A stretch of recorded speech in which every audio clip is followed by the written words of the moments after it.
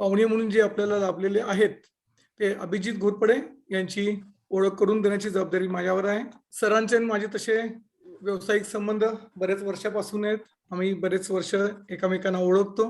तर सरांची ओळख करून द्यायची असेल तर सर्वप्रथम मला त्यांची माहिती थोडी सांगावी लागेल. जिओलॉजी मधून सरांनी आपलं पदवी शिक्षण घेतलं आणि त्याच्यानंतर त्यांनी त्याच विषयामध्ये ॲग्रोलॉजी, इंडोलॉजी असे काहीसे आपल्या सर्वांना अपरिचित असणारे विषयामधून उच्च शिक्षण घेऊन आपलं शिक्षण पूर्ण केलं. याच कालावधीमध्ये सरांनी जर्नलिझम सुद्धा केलं. असे हे उच्च शिक्षित स्पीकर आज आपल्याला लाभलेले आहेत.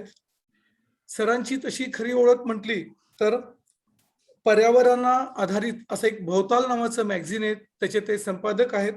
त्याचे ते फ्रीलान्स जर्नलिस्ट म्हणून पण काम करतात. सरांचा ह्या विविध क्षेत्रातला व्यासंग, त्यांचा अभ्यास निश्चितच त्यामुळे त्यांना बऱ्याच परिसंवादांचे आमंत्रण येतात. सरांनी बरेच देश विदेशामध्ये वेगवेगळे परिसंवाद त्यांनी अटेंड केलेले आहे, त्याच्यामध्ये सहभाग घेतलेला आहे. त्यातलं क्लायमेट चेंज आणि ह्युमन डेव्हलपमेंट या त्यांच्या विषयावर आणि यासारख्या विषयांवर त्यांनी नवी दिल्ली, सिंगापूर, टोकियो या ठिकाणी सहभाग घेतला. सरांची अजून एक ओळख आपल्याला करून दिली पाहिजे, ती म्हणजे सर एक चांगले प्रसिद्ध लेखक सुद्धा आहेत. त्यांची आतापर्यंत बरीच पुस्तकं प्रसिद्ध झाली आहेत. त्यातली विशेष उल्लेख करण्यासारखी पुस्तकं म्हणजे लहरी हवा, ग्लोबल वॉर्मिंग, गाथा पावसाची, संत वाहते, नंतर पाणी ते पाणी अशी अनेक पुस्तकं प्रसिद्ध आहेत. आता एवढ्या सर्व क्षेत्रात काम करत असताना एवढ्या सगळ्या क्षेत्रामध्ये त्यांचे काम आहे, अभ्यास आहेत, तर साहजिकच त्यांना विविध पुरस्कार, अवॉर्ड्स मिळतात.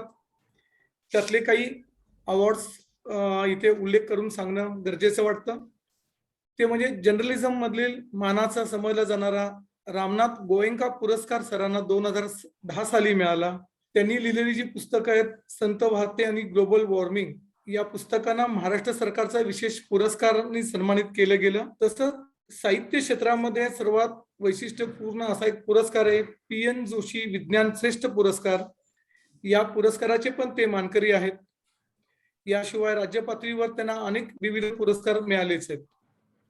नुकताच ABP माझा वर ब्लॉग लेखनाचा एक प्रथम पारितोषिक सरांना मिळालं. असे हे आजचे उच्च शिक्षित पर्यावरण प्रेमी, पर्यावरण अभ्यासक आमचे आडनाव बंधू अभिजित घोरपडे सरांना मी विनंती करतो की त्यांनी आम्हा सर्वांना मार्गदर्शन करावं. धन्यवाद. Sir, over to you. सगळ्यांना नमस्कार. खरं तर महेश घोरपडेंनी जे सांगितलं, मला परवाच त्यांचा फोन आलेला की असा असा MEA तर्फे वेगवेगळे कार्यक्रम होत असतात आणि वेगवेगळ्या विषयांवर मांडणी होते. तर मलाही बरं वाटलं की व्यवसायाच्या पलीकडे सुद्धा गोष्टी जाणून घेण्याच्या दृष्टीने प्रयत्न होतोय आणि मला ती गोष्ट जास्त महत्वाची वाटली. त्यामुळे मी पण त्यांना लगेच येण्याचं मान्य केलं. तर आजचा जो विषय आहे, मुख्यतः त्यांनी जे सांगितलं की भवताल, तर भवताल हा पूर्वी मी बराच काळ लोकसत्तामध्ये होतो, 20-25 वर्ष. त्याच्यानंतर पाणी पर्यावरणामध्ये मुख्यतः खूप लिहायचो, लोकांपर्यंत हा विषय पोहोचवायचो. म्हणून भवताल ही त्याला काय म्हणूयात आपण, चळवळ म्हणा किंवा प्लॅटफॉर्म म्हणा, अशा प्रकारे सुरू केला. उद्देश असा आहे की समाजामध्ये बाकी सगळ्या गोष्टी होत असताना पाणी पर्यावरणासंदर्भात एक जागरूकता निर्माण व्हावी आणि लोकांनी या विषयाकडे गांभीर्यानं बघावं आणि स्वतः काहीतरी एक पाऊल टाकावं, अशा दृष्टीने लोकांना फॅसिलिटेट करणारी असा हा प्लॅटफॉर्म आहे. त्याच्या बऱ्याच ऍक्टिव्हिटी आम्ही करत असतो. मॅगझिन आहे भवतालचं इनिशियली, त्याचबरोबर युट्यूबच्या माध्यमातून हे सगळे विषय आजकाल लोकांचं वाचनाची आवड पहिले इतकी राहिलेली नाहीये. त्याच्यामुळे मग आम्ही मुख्य त्यांना ऑडिओ व्हिज्युअल पद्धतीने ह्या सगळ्या गोष्टी कशा देता येतील आणि ज्या ज्या काही गोष्टी घडतात त्याला रिस्पॉन्स म्हणून, त्याला प्रतिसाद म्हणून साध्या सोप्या पद्धतीने हे सगळ्या गोष्टी लोकांपर्यंत पोहोचवणं हा मुख्यतः भवतालचा उद्देश असतो आणि त्याच दृष्टीने भवताल कार्यरत आहे. आजच्या विषयाच्या अनुषंगाने म्हणजे मागे आमचं आणि महेश सरांचं असंही ठरलं होतं की जनरली दगड म्हणलं की लोकांना वाटतं की काय त्याच्यामध्ये, पण मित्रांनो तुम्हाला खरं तर आश्चर्य वाटेल की हा विषय मांडण्याचं कारण असं की महाराष्ट्राबद्दल जर बोलायचं झालं तर महाराष्ट्रातला सर्वात मोठं जर संशोधन काय असेल, सर्वात मोठा नॅचरल रिसोर्स काय असेल, सर्वात महत्वाचा, की ज्याने महाराष्ट्राला घडवलंय, तर तो दगड आहे. अं, कदाचित लोक हसतील की अरे हे काय दगडात काय एवढं आलंय, पण आता त्याची मांडणी केल्यावर तुमच्या लक्षात येईल की दगड हा किती महत्वाचा आहे. तर ते प्रेझेंटेशन थोडं मोठं आहे, पण मी थोडं कट शॉर्ट करेन, थोडस फास्ट हे करेल. मला किती वेळ बोलणं अपेक्षित आहे मी? येस. मुद्दा असा आहे, जे मी सांगत होतो तुम्हाला, की ज्या पद्धतीनं आपण दगडाकडे बघतो, तर दगड तसा नाहीये, त्याच्या पलीकडे खूप काहीतरी आहे. आणि मुख्यतः आपल्याला महाराष्ट्राला घडवणारा सर्वात महत्वाचा जर भाग कुठला असेल, तर तो खडक आहे. हे म्हटलं तरी सुद्धा त्याच्यात वावगं होणार नाही, याच्यात काहीही अतिशयोक्ती होणार नाही. आपल्याला खूप गोष्टी लहानपणापासून शाळेमधून, घरातून शिकवल्या जातात, सांगितल्या जातात, पण दगड हा आपल्याला सांगितला जात नाही. महाराष्ट्राचं वर्णन करताना दगडांच्या देशा असं वर्णन केलं जातं, पण दगडांच्या देशा म्हणजे काय हे कधी आपल्याला समजून सांगितलं जात नाही. आणि भवतालच्या माध्यमातून या गोष्टी लोकांपर्यंत पोहोचाव्यात म्हणून आम्ही प्रयत्नशील असतो. त्याचाच एक प्रयत्न म्हणून हा आजचा दगडांच्या देशा, म्हणजे महाराष्ट्राची नवीन ओळख करून देणारा हा हे प्रेझेंटेशन असेल किंवा हे आजचं आपलं सेशन असेल. नुसतं एवढंच नाही, तर या माध्यमातून लोकांपर्यंत दगड पोहोचावा, महाराष्ट्र पोहोचावा म्हणूनही भवताल कार्यरत असतं. मग त्यानिमित्ताने बऱ्याच गोष्टी करत असतो, ते आपण शेवटाकडे बोलूच यात. आणि त्याच्यामध्ये तुमच्या सगळ्यांचा सहभाग किंवा तुमच्या सगळ्यांचा सपोर्ट हा सुद्धा अपेक्षित आहे. त्याच्याकडे आपण शेवटाकडे आपण त्याच्याबद्दल बोलूया. मी जसं तुम्हाला म्हणालो, की महाराष्ट्र म्हणलं की आपल्या डोळ्यासमोर काय येतं, तर प्रत्येकाच्या कल्पना विश्वानुसार किंवा अनुभव विश्वानुसार महाराष्ट्र म्हणलं की वेगवेगळ्या गोष्टी लोकांच्या डोळ्यासमोर येतात. पण इथं महाराष्ट्राची जर ओळख सांगायची झाली, तर काय आहे नेमकी महाराष्ट्राची ओळख? तर वेगवेगळे लोक त्यांच्या त्यांच्या पद्धतीने सांगतील. काही जण म्हणतील इथला निसर्ग ही महाराष्ट्राची ओळख आहे. काही जण म्हणतील इथले डोंगर दऱ्या ही महाराष्ट्राची ओळख आहे. तिथली पठारं महाराष्ट्राची ओळख आहे. काही जण म्हणतील खिंडीतून जाणाऱ्या वाटा ही महाराष्ट्राची ओळख आहे. काही जण म्हणतील आपल्याकडची जी जंगलं आहेत, त्याच्यामधल्या नद्या आहेत, मग कृष्णा असेल, पंचगंगा असेल, गोदावरी असेल, वैनगंगा असेल, ही सगळी सगळी आपली ओळख आहे. काही जण म्हणतील नाही, आपला इतिहास, आपल्या इथे जे काही शौर्य घडलं, तो आपला इथे महाराष्ट्राची ओळख आहे. काही जण म्हणतील नाही, आपल्या इथली लेणी आहे महाराष्ट्राची ओळख आहे. काही जण म्हणतील दगड माती, काही जण म्हणतील वनस्पती, किंवा काही जण म्हणतील इथला माणूस. प्रत्येक जण ज्याच्या त्याच्या माहितीनुसार किंवा ज्याच्या त्याच्या अनुभव विश्वानुसार याचा हे सांगायचा प्रयत्न करेल. पण तुम्ही जर मला विचाराल, तर मी सांगेन की महाराष्ट्राची खरी ओळख आहे ती म्हणजे इथला दगड, की ज्याला आपण महाराष्ट्राचं वर्णन करताना कवींनी म्हटलेलं आहे की राकड देशा, कणखर देशा, दगडांच्या देशा. म्हणजे हा दगडांचा देश जो आहे, दगड जो आहे, इथला खडक जो आहे, ही खरी महाराष्ट्राची ओळख आहे. कारण काय, तर याच दगडाने महाराष्ट्राला खराखुरा आकार दिलाय. आणि सर्वात जास्त काळापासून महाराष्ट्राच्या सोबत, आपल्या भूमीच्या सोबत असलेला जर कुठला घटक असेल, तर तो आहे आपला दगड. म्हणून माझ्या दृष्टीने इथला जो दगड आहे ही महाराष्ट्राची खरी ओळख आहे. आता महाराष्ट्रानेच दगडानेच महाराष्ट्र घडवलं आपण असं म्हणतो, तेव्हा नेमकं काय काय घडवलंय? तर तुम्हाला विश्वास बसणार नाही कदाचित, पण आपल्या इथला भूगोल आहे, आपला इथला इतिहास जो आहे, तो घडवण्यामध्ये सुद्धा दगडाचा खूप मोठा हात आहे. आपल्या इथली माती, शेती असेल, याचा तर दगडाशी संबंध आहेच आहे. इथले जलस्रोत यांचा पण दगडांशी संबंध आहे. आपल्याकडची अर्थव्यवस्था याचा दगडाशी संबंध आहे. आपल्याकडची प्राचीन संस्कृती असेल किंवा तुम्ही, मी, आपण सगळेजण, या सगळ्यांचा संबंध हा आपल्या दगडाशी आहे. किंबहुना आपल्या सगळ्यांना घडवण्यामध्ये दगडाने खूप मोठा दगडाचा वाटा आहे. म्हणून मी म्हणतो की महाराष्ट्रातलं जर सर्वात दगड आहे. हे सगळं म्हटल्यानंतर आपल्याला हे समजून घ्यायचं असेल, तर सर्वात महत्वाचं म्हणजे आपल्याला आपला दगड काय आहे, त्याची जडणघडण कशी झाली, तो नेमका कसा तयार झाला, हे सगळं समजून घ्यावं लागेल. पण ते समजून घेताना माझ्या मनात एक क्युरियस व्यक्ती म्हणून काही प्रश्न येतात. जेव्हा मी ट्रेकिंगला जातो, जेव्हा मी कुठं फिरायला जातो, जेव्हा मी डोंगरांमध्ये जातो, किल्ल्यांवर जातो, प्रवासाला जातो महाराष्ट्रामध्ये, तेव्हा मला जे जे काही दिसतं त्याच्यामध्ये मला फार प्रश्न पडतात. कदाचित तुमच्यापैकी अनेकांच्या मनात हे प्रश्न असतील, काहींनी विचारले असतील, काहींनी एक्सप्रेस केले असतील किंवा कदाचित काहींनी एक्सप्रेस केले नसतील. पण प्रत्येक क्युरियस माणसाला, ज्याच्या मनामध्ये कुतूहल असतं, त्या प्रत्येकाला कदाचित कधी ना कधी हे प्रश्न पडले असतील. काय काय प्रश्न आहेत? तर मला पहिला प्रश्न पडतो, की इथले जे उंच डोंगर कडे जे आहेत, हे सारं कुठून आलंय? हे का निर्माण झालं? हा मला नेहमी प्रश्न पडतो. जेव्हा जेव्हा मी किल्ल्यांवर जातो, जेव्हा जेव्हा मी निसर्गामध्ये फिरायला जातो, तेव्हा मला प्रश्न पडतो हा. कदाचित तुमच्यापैकी अनेकांच्या मनात हा प्रश्न आला असेल. नसेल तर आता विचार करा, निश्चितपणे हे प्रश्न पडतील. दुसरा प्रश्न माझ्या मनात येतो, की हा जो आपल्याकडचा अखंड जो काळा कातळ आहे, आपला जो दगड आहे, तो राज्यभर म्हणजे महाराष्ट्रभर पाहायला मिळतो. हा सगळ्या राज्यभर कोणी पसरवला याला? कोणी हा सगळा राज्यभर कातळ ओतला म्हणा, पसरवला म्हणा? दुसरा प्रश्न येतो, की आपल्याला सांगितलं जातं, लहानपणापासून शाळेत शिकवलं जातं, की आपला जो खडक आहे हा ज्वालामुखीपासून तयार झालेला आहे. पण त्याचबरोबर सांगितलं जातं, की आपल्याकडे सक्रिय किंवा जिवंत ज्वालामुखी एक पण नाहीये. मग ज्वालामुखीचा दगड आहे आणि ज्वालामुखी नाहीये. हे काय कोड आहे? हा मला प्रश्न खूप काळापासून पडतो. कदाचित तुम्हालाही असेल. दुसरं म्हणजे तुम्ही महाबळेश्वरला जा, तुम्ही कुठल्याही थंड हवेच्या ठिकाणी जा, तुम्ही लोणावळ्याला जा, तुम्ही उंच ठिकाणी जा. तुम्हाला आपल्या दगडाचे असे थरावर थर रचलेले पाहायला मिळतात. तर तोही मला प्रश्न पडतो नेहमी, की हे कुणी रचलेत थर? की कुणी काय जादू केली आहे का? हे कसे काय एकावर एक बरोबर सगळ्या खडकांचे थर हे कशामुळे निर्माण झालेले आहेत? त्याच्यापुढं तुम्ही जर नीट निरीक्षण केलं जाता येता कुठल्याही घाटातून जात असताना, असं मध्ये लाल पट्टे बऱ्याच ठिकाणी बघायला मिळतात. तर हे मध्येच आपल्या काळ्या दगडामध्ये हे लाल कुणी रंगवलंय? कसले हे पट्टे आहेत? हा एक मला नेहमी प्रश्न पडतो.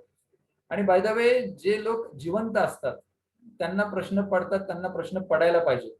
त्यामुळे आणि जी लहान मुलं असतात, त्यांना प्रश्न पडतात. कारण लहान मुलं ही खूप क्युरियस असतात आणि तीच खरी जिवंत असतात. त्यामुळे आपल्याला प्रश्न पडणं हे आपण जिवंत असण्याचं लक्षण आहे. त्यामुळे आपल्याला असे प्रश्न पडले पाहिजेत.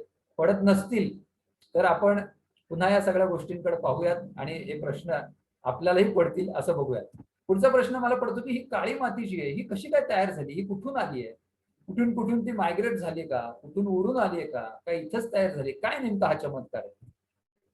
पुढचं असं, की तुम्हाला माहिती असेल, काही जणांना नसेल, पण महाराष्ट्रामध्ये एक खूप महत्वाचा अमूल्य असा साठा आहे. आपल्याकडे काही स्फटिक जे मिळतात आपल्या दगडामध्ये, ते इतके सुंदर आहेत, की जगाच्या पाठीवर असे सुंदर स्फटिक हे केवळ आणि केवळ महाराष्ट्रामध्ये बघायला मिळतात. तर हे कुणी घडवलंय? हे कुठून निर्माण झाले? कसे तयार झाले? हा मला नेहमी प्रश्न पडतो. जेव्हा कधी मी नदीच्या काठी जातो, एखाद्या दगडांमधून जातो, वाळवंटात जातो. वाळवंट म्हणजे नदीकाठचं वाळवंट. तर तेव्हा पांढऱ्या रंगाचे असे गोल, गोल, गोल दगड बघायला मिळतात. तर आपल्याकडचा दगड तर काळा आहे, पण त्याच्यात पांढरे दगड कसे आले? त्याच्यामध्ये गुलाबी दगड कसे आले? त्याच्यामध्ये काही रंगहीन कलरलेस हे असतात, ते कसे आले स्फटिक? हा एक मला प्रश्न पडतो. याच्या पलीकडे जाऊन तुम्हाला कदाचित कल्पना नसेल, आपल्याकडे काही जीवाश्म सुद्धा पाहायला मिळतात, काही फॉसिल्सही पाहायला मिळतात. खरं तर ज्यांना भूगोलाचा थोडासा अभ्यास आहे, त्यांना माहीत असेल, की भूगोलामध्ये जिथं-जिथं अग्निजन्य खडक आहेत, जिथं-जिथं दगड ज्वालामुखीपासून तयार झालेला आहे, त्याच्यामध्ये जीवाश्म मिळत नाहीत असं सांगतात. तरी सुद्धा महाराष्ट्रामध्ये जीवाश्म आहेत. हे का? हा एक मला नेहमी प्रश्न पडतो. पुढचं थोडंसं आपण कोकणाकडे गेलो किंवा घाट माथ्यावर गेलो, तर तिथं लाल माती बघायला मिळते आणि पोकळ जांभा बघायला मिळतो. एकीकडे आपला काळा दगड आहे आणि हा जांभा हा इथं कोणी आणला? हा एक मला प्रश्न पडतो. परत आपल्याकडे अनेक ठिकाणी गरम पाण्याची कुंड पाहायला मिळतात. तुम्ही साधारण कोकणाकडे गेलात किंवा उत्तर महाराष्ट्रामध्ये गेलात, खानदेशामध्ये गेलात, तर तिथं तुम्हाला गरम पाण्याची कुंड पाहायला मिळतात. कोणी हे गरम पाणी त्या कुंडांमध्ये ओतलं? हा मला प्रश्न नेहमी पडतो.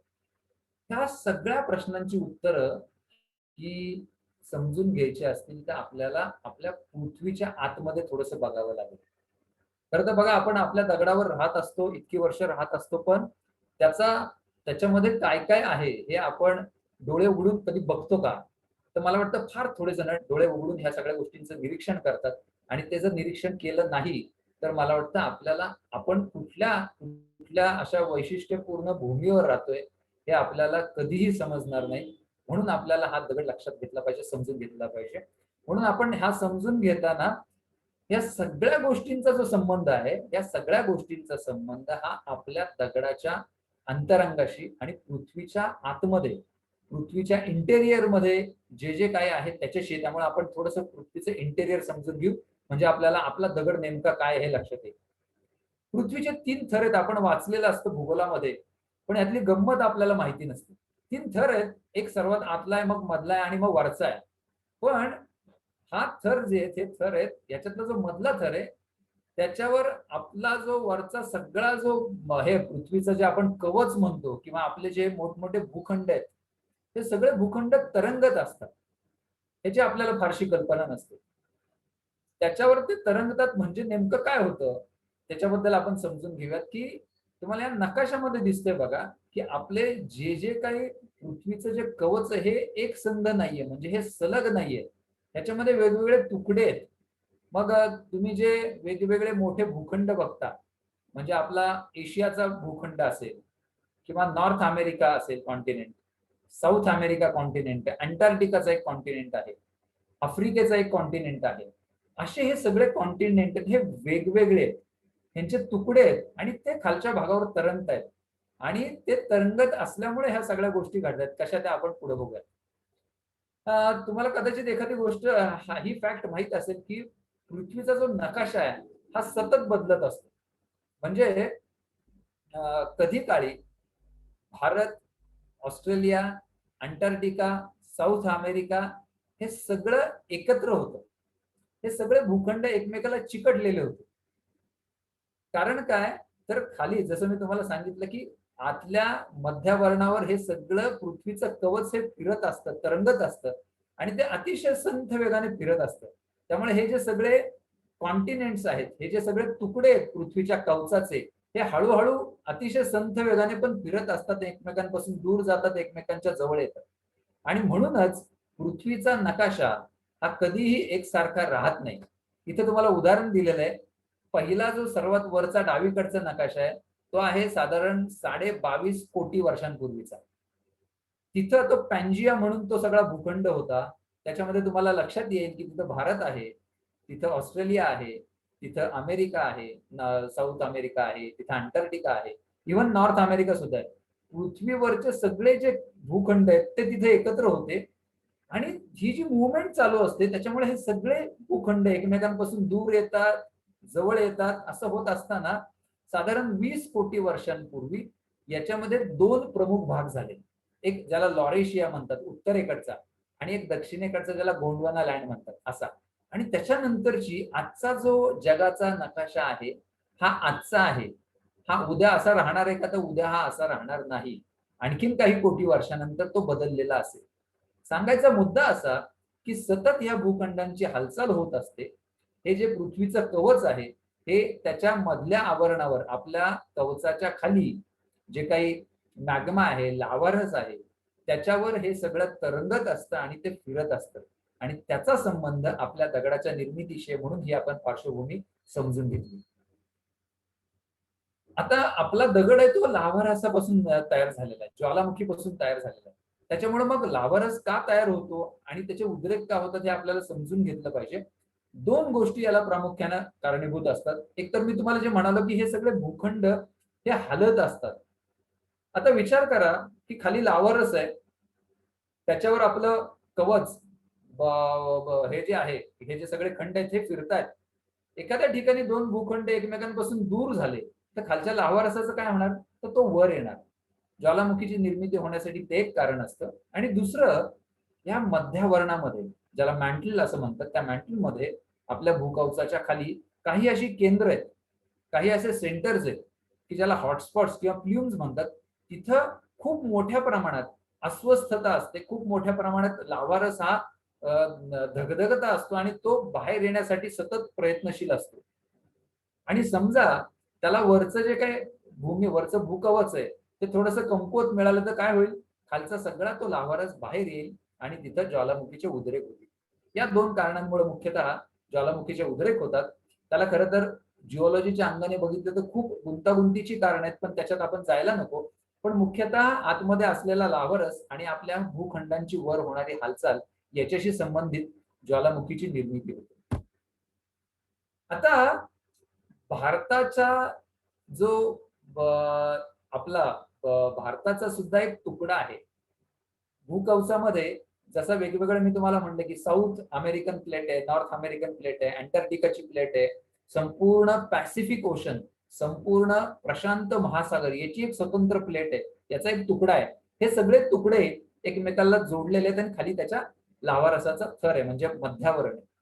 आता तसाच एक भारताची इंडियन प्लेट म्हणून एक छोटीशी प्लेट आहे. ती सुद्धा ऑस्ट्रेलिया आणि इंडिया अशी एकत्रित येते. इंडो ऑस्ट्रेलियन प्लेट म्हणतात. ती सुद्धा अशी फिरत असते. आता हे सगळं जे आपला भूखंड आहे हा पूर्वी हा कुठं होता तर हा दक्षिणेला होता. म्हणजे समजा आता जिथं आपल्याला अंटार्क्टिका आहे त्या अंटार्क्टिकाच्या जवळपास हे सगळे भूखंड होते आणि नंतर ते इतर विखुरले गेले, इतरत्र पसरले गेले, फिरत किंवा मायग्रेट झाले. तर आपला जो भूखंड आहे भारताचा हा फिरत फिरत असताना इथं तुम्हाला उजवीकडच्या नकाशामध्ये एक गोल स्पॉट दिसतोय. त्याच्या खाली रियुनियन हॉटस्पॉट असं लिहिलेलं आहे. त्याची पोझिशन काय आहे तर त्याची पोझिशन आहे दक्षिण आफ्रिकेच्या बाजूला मादागास्कर नावाची बेट आहे. तुम्ही नकाशावर बघितली असतील अनेकदा. त्याच्या बाजूला ही युनियन नावाची बेट आहेत तिथं आणि तिथे एक हॉटस्पॉट आहे. भारताची प्लेट, भारताचा तुकडा हा जेव्हा त्याच्यावर होता तेव्हा खूप मोठ्या प्रमाणात ज्वालामुखीचे उद्रेक झाले आणि तिथून तो सगळा लाव्हारस भारतात पसरला. विशेषतः महाराष्ट्र ज्या ठिकाणी आपला आहे त्या ठिकाणी पसरला आणि तिथं दगड जो तयार झाला आपला हा तिथं असताना तयार झालेला. आणि तो जो कालावधी होता तो होता साधारण 6 ते 7 कोटी वर्षांपूर्वीचा. आणि त्याच्यानंतर आपली प्लेट, आपला भारताचा तुकडा हा फिरत फिरत आपण आता ज्या जिओ पोझिशनला आहोत त्या पोझिशनला आला. आता हे लक्षात घेतल्यावर आपल्याला आपल्या सगळ्या प्रश्नांची उत्तरं मिळतात बघा. एक तर पहिला प्रश्न की आपल्या इथं खडक आहे तो ज्वालामुखीपासून तयार झालाय पण ज्वालामुखी नाहीये का? कारण जेव्हा तयार झाला तेव्हा आपण तिकडं होतो, रियुनियन हॉटस्पॉट वर होतो, तिथं ज्वालामुखी आहे, तिथं आपला दगड तयार झाला आणि आपण मायग्रेट होत इथं आलेलो आहोत. एकावर एक थर काय आहेत तर ही जी ऍक्टिव्हिटी झाली, जो ज्वालामुखीचा उद्रेक झाला तो एका दमात झालेला नाहीये. एक थर आला तो थंड झाला, मध्ये काहीशे वर्षांचा, काही हजार वर्षांचा कालावधी गेला, पुन्हा दुसरा उद्रेक झाला. असे जवळजवळ 28 ते 30 हे थर आपण मोजू शकतो आणि इतके उद्रेक झालेले आज आपल्याला पुराव्यानिशी सांगता येतात. त्याच्यामुळे एकावर एक असे रचलेले तुम्हाला थरावर थर पाहायला मिळतात. कारण लाव्हारस आला, खडक तयार झाला, तो थंड झाला, पुन्हा काही काळाने दुसरा आला, दुसरा तयार झाला. त्यामुळे एकावर एक असे तुम्हाला खडकाचे थर पाहायला मिळतात.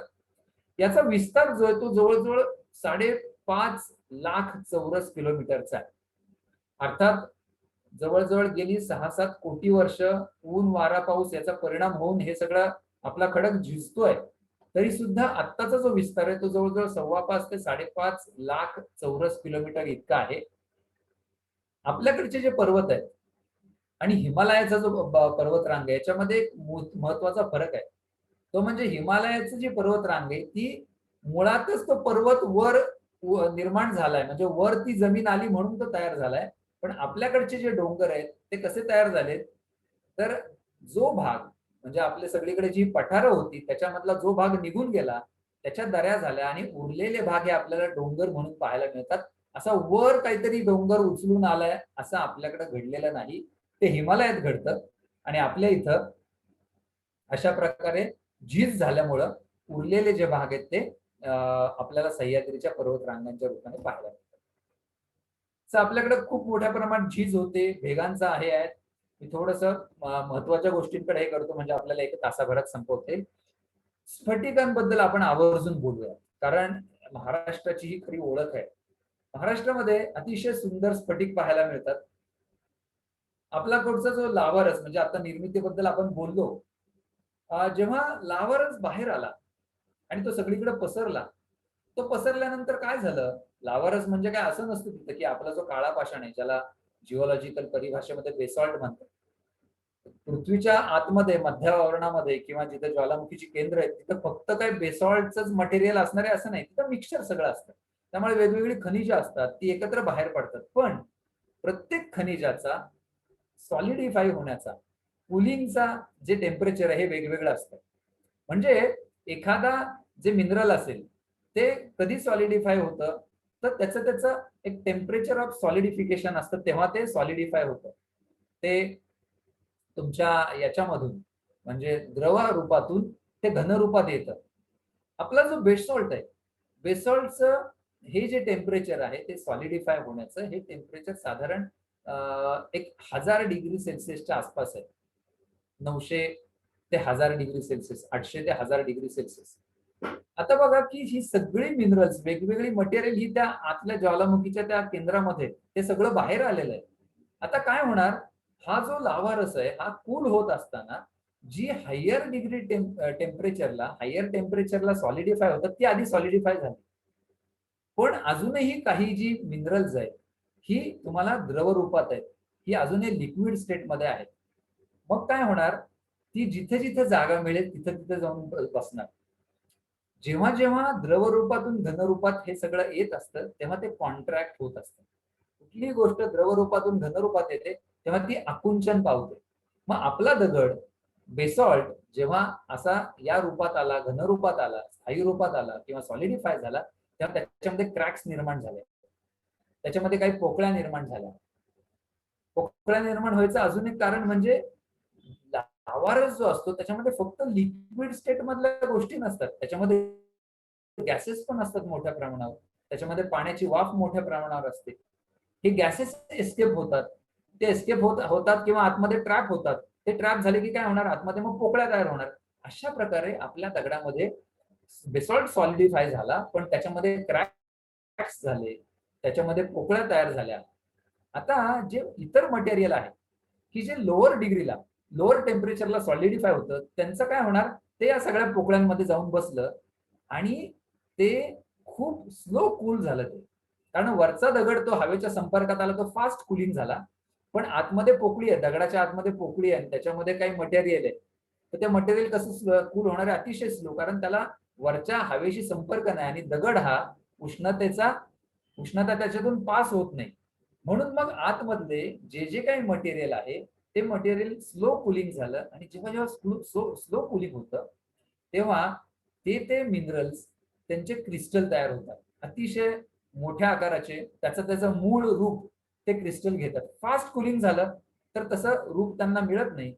म्हणून आपल्या दगडामध्ये ज्या ज्या काही पोकळ्या आहेत, ज्या ज्या काही भेगा आहेत, त्याच्यामध्ये तुम्हाला अशा वेगवेगळ्या प्रकारचे स्फटिक पाहायला मिळतात. अतिशय सुंदर स्फटिक असतात आणि महाराष्ट्राचं जर दगडाचं काय वैशिष्ट्य असेल तर ते हे अमेथिस्ट, कॅव्हनजाइट, कॅल्साइट, हे तुम्ही बघाल ते त्याचे रंग पहा, त्याचा आकार पहा. म्हणजे बऱ्याचदा असं असतं की एकच मिनरल हे वेगवेगळ्या फॉर्म मध्ये, वेगवेगळ्या रंगांमध्ये, वेगवेगळ्या आकारांमध्ये फॉर्म होतं. हीच आपल्याकडच्या दगडाची आणि त्याच्यामधल्या स्फटिकांची मजा आहे. त्याच्यामध्ये खूप इंटरेस्टिंग कहाण्या आहेत, पण त्या आपण परत कधी हे करू कारण त्याला खूप वेळ लागेल. पण एक गोष्ट मी आवर्जून सांगेल, आपल्याकडं हे गारा, याला आपण आपल्या भाषेमध्ये लोक त्याला म्हणतात हे काय, ते ह्या गारा आहेत, गार आहे गार. पण याच्यामध्ये जिओलॉजिकल परिभाषेत त्याला वेगवेगळी नावं आहेत, ते कसे फॉर्म होतात, त्याच्या प्रत्येकाचा आकार कसा असतो, या सगळ्या गोष्टी ह्या डिफाईन्ड आहेत आणि खूप त्याच्यावर अभ्यास झालेला आहे. अजूनही अभ्यास सुरू आहे. साधारण ब्रिटिशांच्या काळामध्ये आपल्याकडे जेव्हा काही बोगद्यांची कामं सुरू झाली, पुणे मुंबई ट्रेनचं काम सुरू असताना जेव्हा खंडाळ्याचा बोगदा करायचं ठरलं तेव्हा तिथे जे काम करणारे मजूर होते त्यांना असं काहीतरी हिरव्या रंगाचे स्फटिक मिळाले आणि त्यांना ते काहीतरी इंटरेस्टिंग वाटले, काहीतरी मौल्यवान वाटले. म्हणून मग तिथले जे इंजिनियर्स होते, तिथले जे अधिकारी होते, त्यांना ही गोष्ट समजली. त्यांनी मग ते ताब्यात घेतले सगळे आणि त्यांनाही वाटलं की हे काहीतरी वेगळी मिनरल्स आहेत, वेगळी खनिज आहेत, ही काहीतरी मौल्यवान असावीत. म्हणून मग त्याच्यातली काही मिनरल्स त्यांनी राणीला भेट दिली. ही हिरव्या रंगाचा अपोफिलाइट नावाचं हे मिनरल आहे. अतिशय सुंदर मिनरल असतं. त्याची झाक किंवा त्याला जी हिरवी छटा असते ती अप्रतिम असते. तुम्ही पाहिलं प्रत्यक्ष तर माणसं अशी मोहून जातात त्याच्यामध्ये. तर त्यांनी ते राणीला भेट दिलं. ही स्वातंत्र्यपूर्व काळातली गोष्ट आहे. तिने ते तिथल्या लंडनच्या नॅचरल हिस्ट्री म्युझियम मध्ये ते आजही पाहायला मिळतात ते सॅम्पल्स. राणीच्या सुद्धा राणीला ते इतकं महत्वाचं वाटलं की तिने तिच्या लेकीच्या लग्नामध्ये तिला काय आपल्याकडं जसं रुखवतात काही गोष्टी देतात, तसं तिने तिच्या लेकीला दिलं. सो त्यामुळे ती ऑस्ट्रियामध्ये सुद्धा आपला हा जो काही खंडाळ्याच्या बोगद्यात मिळालेला हा जो अपोफिलाइट आहे, हा तिथपर्यंत पोहोचला. ही झाली तेव्हाची गोष्ट. पण आज तुम्हाला सांगतो, जगभराच्या नॅचरल हिस्ट्री म्युझियममध्ये तुम्हाला ही सगळी मिनरल्स महाराष्ट्रातली पाहायला मिळतात आणि ती अतिशय महत्वाची म्हणून ती गणली जातात. ही आपली महाराष्ट्राची ओळख, आपल्या दगडाची ओळख आपल्याला कदाचितच माहीत असते, किंबहुना माहीत नसते. इथं 2 गोष्टींबद्दल मी आवर्जून सांगेल. एक म्हणजे आपल्याकडं एक महत्वाचं मिनरल पाहायला मिळतं ते म्हणजे एक राहुरीच्या जवळ राहुरीच्या जवळ अपोफिलाइट ज्याच्याबद्दल आता आपण बोललो, तेच अपोफिलाइट मिनरल हे वेगळ्या रंगामध्ये किंवा वेगळ्या पद्धतीने ते फॉर्म होतं. डावीकडचा फोटो तुम्हाला हिरवी झाक असलेला फोटो बघायला मिळेल. म्हणतात तर हे जगामध्ये संपूर्ण जगाच्या पाठीवर फक्त आणि फक्त राहुरीच्या परिसरामध्ये हे पाहायला मिळालेलं, हे आढळलेलं आहे अजून तरी. उजवीकडचा जो आहे, जो तुम्हाला निळा दिसतोय, निळ्या रंगाचे तुम्हाला त्याचे गोल गोल असे स्फटिक दिसतायत, तो आहे कॅव्हेनझाईट नावाचं मिनरल. वाघोली पुण्यापासून एक 25 किलोमीटर अंतरावर पुणे नगर रस्त्यावर वाघोली आहे. तिथल्या खाणींमध्ये हे आढळलं साधारण 1998च्या आसपास. आणि हे जेव्हा आढळलं तेव्हा जगभर याची चर्चा झाली, कारण जगात इतरत्र कुठंच अशा प्रकारे कॅव्हेनझाईट मिळत नाही. तो फक्त आणि फक्त वाघोलीच्या खाणींमध्ये बघायला मिळालेला आहे. हे आपल्याला माहिती नसतं. ही आपल्या दगडाची ओळख आहे. आता महाराष्ट्राची जडणघडण या दगडाने कशी केली याच्याबद्दल जेव्हा आपण समजून घेतो, तेव्हा आपल्याला हा महाराष्ट्र घडवणारा दगड कसा आहे हे लक्षात येतं. म्हणून आपण महाराष्ट्राच्या जडणघडणी बद्दल बोलूयात. महाराष्ट्र आणि दगड यांची जडणघडण कशी एकत्रपणे झालेली. आपलं पाणी आणि माती हे संसाधन कुठल्याही भागाच्या विकासासाठी अतिशय महत्वाचं असतं. तर इथला दगड हा इथली माती आणि पाणी या 2 गोष्टींसाठी महत्वाचा ठरलेला आहे. मातीबद्दल तर माहितीच आहे आपल्याला. माती कशापासून बनते, तर दगडाची झीज झाल्यामुळे माती बनते. त्यामुळे आपल्याकडची काळी माती जी आहे, ब्लॅक कॉटन सॉइल, त्या ब्लॅक कॉटन सॉइलचा जो निर्माता कोण असेल तर तो आपल्याकडचा खडक आहे. पाण्याच्या अनुषंगाने मला तुम्हाला आवर्जून सांगायचं की आपल्याकडचा जो सह्याद्री पर्वत आहे, सह्याद्रीच्या ज्या घाट माथे आहेत, त्याचा आपल्याकडच्या पाण्याच्या संसाधनाशी, पाण्याशी खूप जवळचा संबंध आहे. तो कसा, तर आपल्याकडं तुम्हाला जर महाराष्ट्राची भूरचना माहिती असेल तर आपल्याकडं समुद्र किनारा आहे, नंतर कोकण आहे आणि त्याच्यानंतर एकदम चढ आहे आणि आपल्याकडं सह्याद्रीचे घाट मध्ये पाहायला मिळतात, जिथे तुम्हाला महाबळेश्वर आहे, तामिणी आहे, गगनबावडा आहे, त्र्यंबकेश्वर आहे, माळशेज आहे. हे सगळे घाट आपल्याला पाहायला मिळतात आणि प्रचंड पाऊस या घाटामध्ये पडतो. किंबहुना मागच्या 2 दिवसामध्ये जो पाऊस पडला त्याच्यामध्ये तुम्हाला आठवत असेल, कोयने मध्ये 600 पेक्षा जास्त पडला. तुळशीला, राधानगरीच्या जवळ, तिथे जवळजवळ 885 मिलीमीटर पाऊस पडला. संपूर्ण पुण्यामध्ये 1.25 वर्ष किंवा 1.5 वर्षात जेवढा पाऊस पडतो तेवढा पाऊस तुळशी धरणामध्ये, त्याच्या क्षेत्रामध्ये फक्त 1 दिवसात पडला. सो एवढा प्रचंड प्रमाणात पाऊस त्या ठिकाणी पडतो. तामिणी रायगड आणि पुण्याच्या दरम्यान असले तिथे प्रचंड पाऊस पडतो.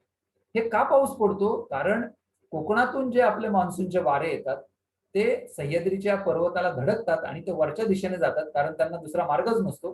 कारण तो उभाच्या उभा असा सगळा सह्याद्री खडा उभा आहे तिथं. वर गेले की वाऱ्यांची बाष्प धरून ठेवण्याची क्षमता कमी होते आणि पाणी पडतं. त्याच्यामुळं आपल्याकडचं जे पाणी आहे हे निर्माण व्हायला किंवा जास्तीत जास्त आपल्याकडं पाणी पडायला पावसासाठी कारणीभूत काय ठरलंय, तर आपला सह्याद्री. त्यामुळे आपल्याकडच्या ज्या सगळ्या प्रमुख नद्या आहेत, मग त्याच्यामध्ये कृष्णा असेल, गोदावरी असेल, पंचगंगा असेल, या सगळ्या नद्यांचा जर उगम असेल, भीमा असेल, या सगळ्यांचा उगम या सह्याद्रीच्या घाटमाथ्यांमध्ये आहे आणि त्याचा संबंध आपल्या दगडाशी. दुसरं आणखीन एक महत्वाची गोष्ट म्हणजे पाण्याच्या अनुषंगाने दगडाने आपल्याला थोडंसं डिप्राईव्ह ठेवलेलं आहे.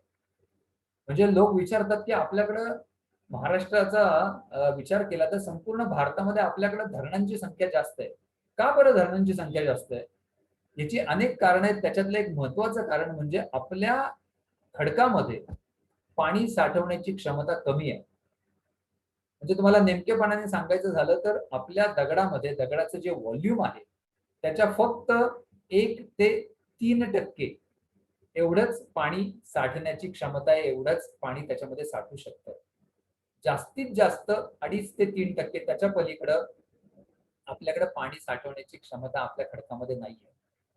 त्याचं कारण तो ज्वालामुखीचा खडक आहे. त्याच्यामध्ये भेगा असल्या तरी सुद्धा त्याच्या व्हॉल्यूमच्या तुलनेत त्या कमी आहेत.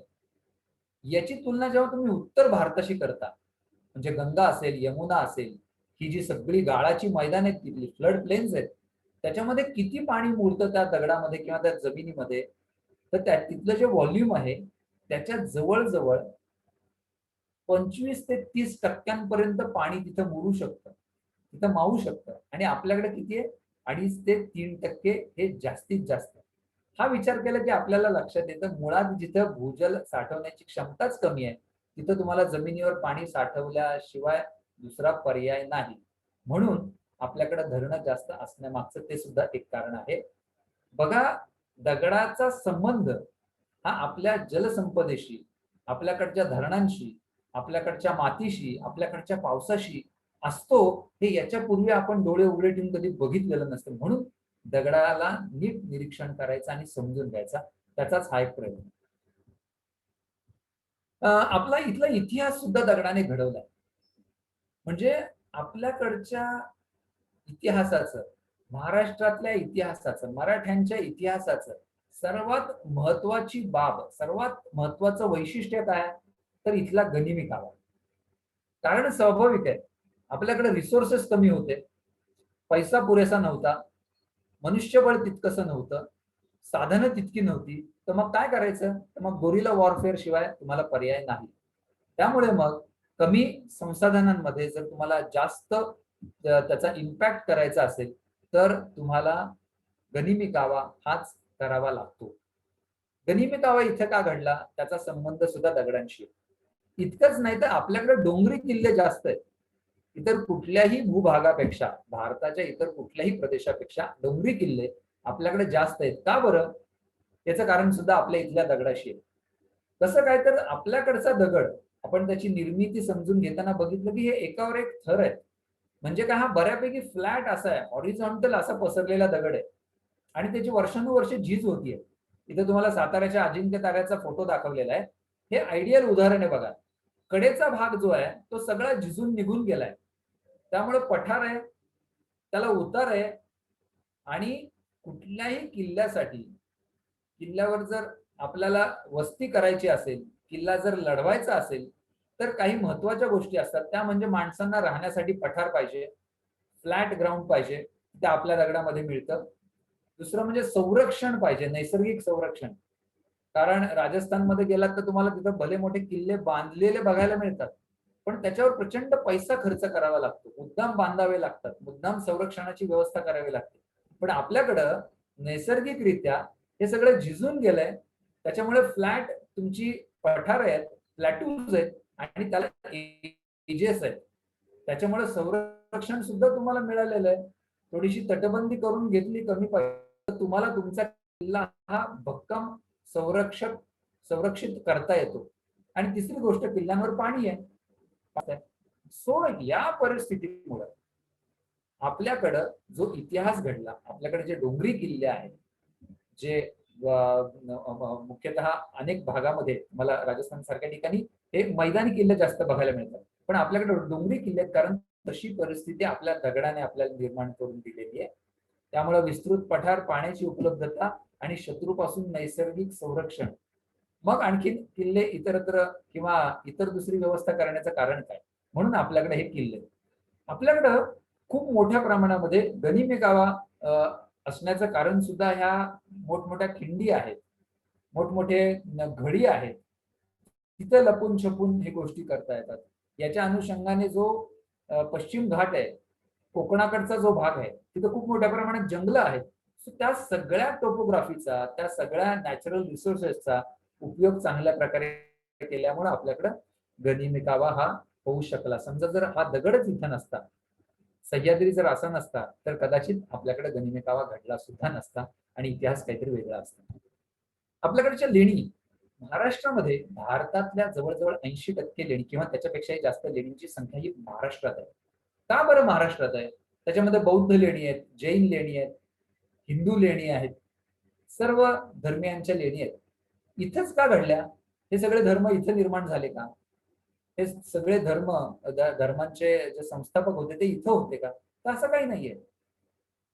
किंबहुना याचा उत्तर भारतामध्ये बौद्ध धर्म खूप मोठ्या प्रमाणात पसरला अशोकाच्या काळात, त्याच्यानंतर. पण लेणी जास्त बघाल तर त्या आपल्याकडे आहेत. तिकडे स्तूप आहेत. लेणी जास्त आपल्याकडे आहेत. असं का बरं? याचं कारण आपल्या दगडामध्ये. कारण अशा प्रकारचा दगड जो इतका मऊ आहे, की जो म्हणजे तुलनेनं मऊ आहे, की ज्याच्यावर तुम्हाला कोरता येतं. तो ग्रॅनाइट सारखा इतका कठीण पण नाहीये. पण तो लाईमस्टोन सारखा, चुनखडीच्या दगडासारखा इतका मऊ पण नाहीये, की तुमचं कोरलेलं काम काही वर्षातच झिजून निघून जाईल, इरोड होऊन जाईल. म्हणून आणि त्याचे जे हे आहेत, लेयर्स आहेत. लेयर्स हे बऱ्यापैकी रुंद असल्यामुळं तुम्हाला ते काम करण्यासाठी अतिशय आयडियल दगड हा पाहायला मिळतो. त्याच्यामुळं आपल्याकडे लेणी घडल्या, त्याचं एक महत्वाचं कारण आपल्याकडे हा बेसॉल्ट आहे, हा काळा पाषाण आहे. अशा प्रकारची संगती जेव्हा आपल्याला लक्षात येते, तेव्हा आपल्याला कळत जातं, की आपला दगड ही काय चीज आहे. अशा पद्धतीने आपण त्याच्याकडे पाहिलेलं नसतं. आता हे झालं पूर्वीचं. लोक म्हणतील तर ठीक आहे, हो पूर्वीचं इतिहासातलं आम्हाला काय सांगताय? आत्ताच सांगा. आज सुद्धा आपला दगड आपल्या दृष्टीनं अतिशय महत्वाचं संसाधन आहे. ते आपल्या दृष्टीनं खूप मोठा एक रिसोर्स आहे. आपला महाराष्ट्राचा तो रिसोर्स आहे. कसा आहे तो?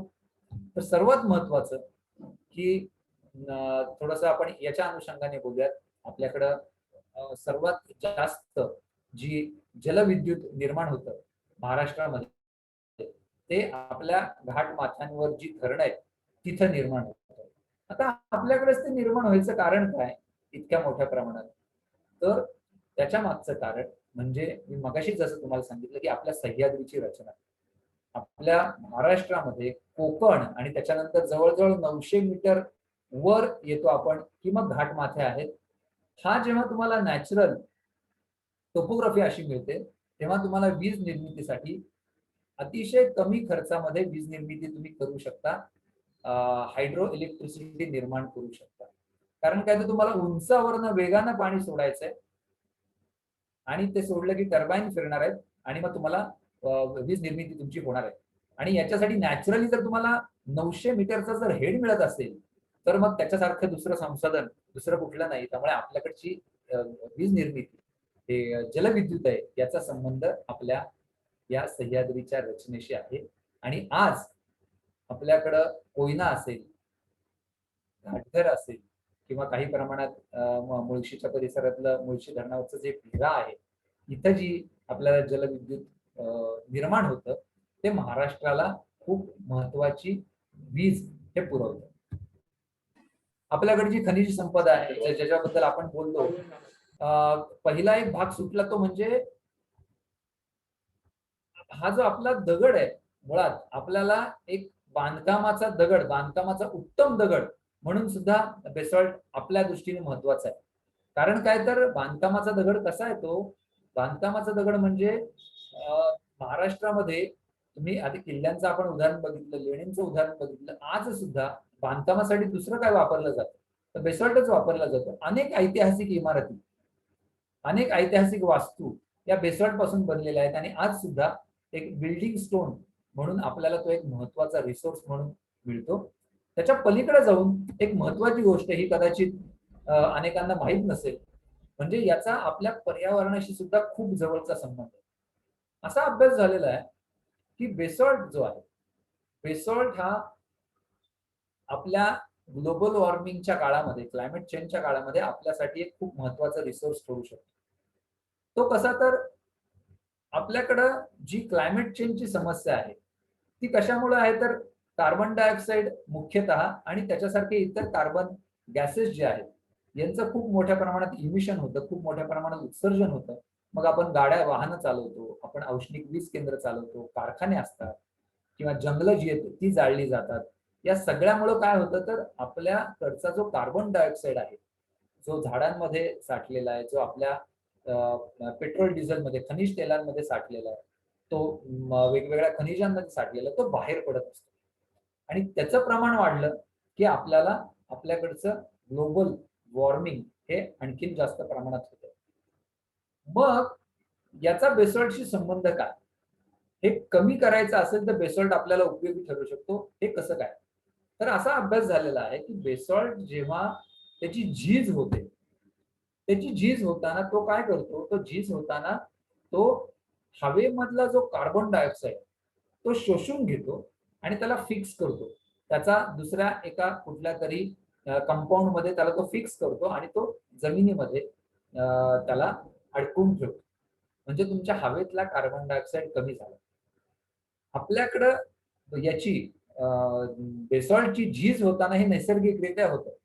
आता अभ्यासक संशोधकांचा असाही प्रयत्न आहे की आपल्याकडचा जो कार्बन डायऑक्साईड आहे वातावरणातला तो बेसॉल्टमध्ये जर आपण काही खूप मोठ्या प्रमाणात काही कोर्स घेतले आणि त्याच्यामध्ये जर टाकला, साठवून ठेवला तर कदाचित तो ऍब्झॉर्ब होईल का? तर अशा प्रकारचे काही प्रयोग जगाच्या पाठीवर झालेले आहेत आणि त्यांना काही प्रमाणात यश आलेलं आहे. लगेच हे होईल असं नाही, पण भविष्यामध्ये हा बेसॉल्ट कदाचित आपल्याला ग्लोबल वॉर्मिंगच्या समस्येतून बाहेर काढण्यासाठी सुद्धा उपयोगी पडू शकतो. हे वेगवेगळे फॅसेट एका दगडाचे आहेत आणि त्या दगडावर आपण राहत असतो आणि आपल्याला त्याच्याबद्दल फारसं माहिती नसतं. म्हणून भोवतालचा हा प्रयत्न त्याचाच एक भाग म्हणून भोवतालने हे सगळं लोकांपर्यंत गेलं पाहिजे म्हणून फॉर्मली कोर्सेस सुरू केलेत. त्याच्यातला पहिला जो कोर्स आहे तो आहे दगडांच्या देशा. हाच ज्याच्याबद्दल त्याची झलक तुम्ही आता पाहिलीत. पण त्याच्या पलीकडे जाऊन एकूण या विश्वाची निर्मिती 6.5 कोटी वर्षांपूर्वीचा आपला दगड पृथ्वीच्या निर्मितीपासून तिथपर्यंत काय झालं, त्याच्यानंतर आपण जे दगडामध्ये फिरत असतो, डोंगरदऱ्यांमध्ये फिरत असतो, तर त्याच्यामध्ये आपल्याला जे जे काही दिसतं त्याचा संबंध हा आपल्या दगडाशी आणि त्याच्यातल्या वेगवेगळ्या गोष्टींची कसा आहे. आपल्याकडची ही जी खनिज आहेत आता जी आपण पाहिली, ही आकर्षक खनिज नेमकी कशी आहेत, ती हाताळता येतील का, ती समजून घेता येतील का? त्याच्या पलीकडं आपल्याकडचं जे भूजल आहे की ते जागोजागी अतिशय महत्वाचं आहे. त्या भूजलाचा नेमका काय अभ्यास आहे, भूजलाने आपल्याला काय दिलंय, ते कुठं लागतं, कुठं लागत नाही, का तसं घडतं, असं प्रत्यक्ष हे करून विथ अ टूर अशा प्रकारचा भोवतालचा हे येत्या 8 ऑगस्ट पासून सुरू होणारा कोर्स आहे. तो वीकेंड कोर्स आहे, वीकेंड सर्टिफिकेट कोर्स. त्याच्यामध्येही आपण सगळ्यांनी सहभागी व्हावं हे तुम्हाला आमंत्रण. त्याच्याबद्दलचे डिटेल्स काही हवे असतील तर जरूर आपण प्रश्नोत्तरामध्ये घेऊया. मला इथं बोलवलं आणि पर्यावरणाची एक महत्वाची गोष्ट तुमच्यापर्यंत पोहोचवायला आणि भोवताल जे काही काम करतंय त्याच्याबद्दल मी आता 1-2 मिनिटात सांगेनच. हे सांगण्याच्या दृष्टीने मला जो प्लॅटफॉर्म MEA उपलब्ध करून दिला त्याच्याबद्दल मी सगळ्यांचा ऋणी असेल. भोवताल बद्दल 2 मिनिटात सांगताना की पर्यावरणासंदर्भात मॅगझिन हा छोटासा भाग झाला, ते तर आहेच आहे. ते आपण लोकांमध्ये पोहोचावं म्हणून लोकांना विनामूल्य आणि सबस्क्राईब दोन्ही पद्धतीने देतो. ते ऑनलाईन मॅगझिन असतं, PDF स्वरूपात देतो. होतं असं की आपल्याकडं एकतर आपण जगाबद्दल बोलतो, आपल्या परिसरातल्या पर्यावरणाच्या इश्यूज बद्दल आपण बोलत नाही. का बोलत नाही? ह्याच्या मागचं एक महत्वाचं कारण आहे. ते कारण असं आहे की मग जबाबदारी आपल्यावर येते. म्हणून आपल्याला ग्लोबल वॉर्मिंग, क्लायमेट चेंज ह्या गोष्टी खूप फॅसिनेटिंग वाटतात. पण माझ्या जवळ पूर येतोय, माझ्या जवळचे नाले आम्ही एन्क्रोच केलेले आहेत, या गोष्टी बोलायला आपण शक्यतो टाळतो, कारण त्याची जबाबदारी आपल्यावर येत असते. भवताल याच गोष्टी लोकांपर्यंत पोहोचवायचा प्रयत्न करतं. कारण काय तर आपल्या परिसरातलं पर्यावरण जर आपण टिकवलं नाही, त्याच्याबद्दल आपण बोललो नाही किंवा त्याला आपण ऍड्रेस केलं नाही, तर जगात काहीही घडो, आपल्याला जगायचं असतं हे आपल्या परिसरामध्ये, आपल्या भोवतालामध्ये. तो एक प्रयत्न असतो. भोवताल युट्यूबवर खूप मोठ्या प्रमाणात या गोष्टींची जागरूकता करण्यासाठी प्रयत्न करते. सो भोवतालचा युट्यूब चॅनल आहे, त्याच्यावरही तुम्ही जरूर हे करा. इंटरेस्टिंग स्टफ, उपयुक्त माहिती आणि चांगल्या प्रकारे कम्युनिकेट केलेली रिलेव्हंट माहिती, असं भोवतालचं वैशिष्ट्य आहे. म्हणजे बऱ्याचदा पर्यावरण विषय म्हटलं किंवा खूप काही सिरियस गोष्टी म्हणल्या की लोकांना कंटाळवाण्या वाटतात, पण नाही, भोवताल मधून तुम्हाला जे जे काही मिळेल ते कधीच कंटाळवाणं नसेल. That should be interesting. हा आमचा पहिला हे आहे, कारण इंटरेस्टिंग नसेल तर लोक तुमच्यापर्यंत पोहोचणार नाहीत. लोक जर पोहोचले नाहीत तर तुमचा जो कॉज आहे तो पुढे जाणार नाही. अशा प्रकारे याच्या पलीकडे जाऊन सध्या पावसाच्या निमित्तानं भोवतालची एक ऍक्टिव्हिटी चालू आहे, म्हणजे तुम्हाला अंदाज यावा भोवताल काय करतं म्हणून सांगतो. आता महाराष्ट्रामध्ये रोज 200 लोक पाऊस मोजतात. पाऊस स्वतःच्या छतावर, स्वतःच्या गच्चीवर, स्वतःच्या अंगणामध्ये मोजतात आणि हे खर्च रुपये शून्य. आपण भोवतालने त्यांची कार्यशाळा घेतली, त्यांना त्याच्यामध्ये पर्जन्यमापक कसं बनवायचं हे सांगितलं. खरं तर डिमिस्टिफिकेशन ऑफ सायन्स हे सुद्धा भोवताल करतं. म्हणजे आपल्याला लहानपणापासून सायन्स बद्दल, पर्यावरणाबद्दल हे काहीतरी वेगळं असतं, हे सायंटिस्टनीच करायचं असतं असं सांगितलेलं असतं आणि आपल्या सामान्य माणसाचा त्याच्याशी संबंध नाही असं एक आपल्या मनात भिनवलेलं असतं. तर तसं काही नाहीये.